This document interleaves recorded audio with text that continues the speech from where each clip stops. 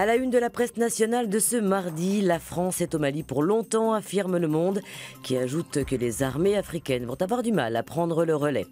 Face au racolage des cliniques étrangères, les gynécologues sont rappelés à l'ordre, nous apprend aujourd'hui en France Le Parisien. Le ministère de la Santé menace de poursuites pénales les gynécologues s'ils orientent contre rémunération leurs patientes vers des cliniques étrangères pratiquant la PMA, la procréation médicalement assistée, précise Le Quotidien. En économie, l'euro fort inquiète la France, souligne Le Figaro, selon qui l'appréciation de la monnaie européenne menace les exportations des sociétés françaises. Les tensions en zone euro brisent l'élan des marchés, assure de son côté Les Échos, alors que François Hollande prononce ce mardi un grand discours sur l'Europe à Strasbourg.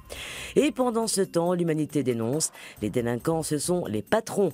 Le quotidien communiste qui fait de 3 grévistes de PSA Aulnay les rédacteurs en chef d'un jour. Métro revient en une sur cette pilule qui sème la panique, accusée d'avoir causé décès et accidents graves. La polémique autour des pilules 3e génération fait craindre un scandale de grande ampleur. De son côté, l'autre gratuit 20 minutes nous dévoile dans un sondage exclusif que 67% des Français seraient inquiets pour leur retraite contre 60% en 2011 et que 60% estiment qu'il faudra à terme reculer l'âge de la retraite à 65 ans. Il s'agirait donc de la plus grande enquête de tous les temps et Libération en fait sa une. Un réseau criminel est soupçonné d'avoir truqué des centaines de rencontres de football et a été démantelé. L'info a été révélée hier par l'Office européen de police Europol. Plus de 400 arbitres, dirigeants ou joueurs seraient impliqués.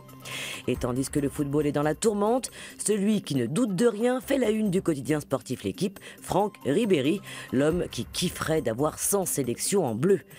En attendant, l'image du jour est celle du squelette retrouvé l'an dernier sous un parking de Leicester en Angleterre. Il a été authentifié par des tests ADN comme étant celui du roi Richard III, mort en 1485 et annoncé lundi par des archéologues britanniques. C'est donc la fin du mystère du roi du parking. Très belle journée et à demain.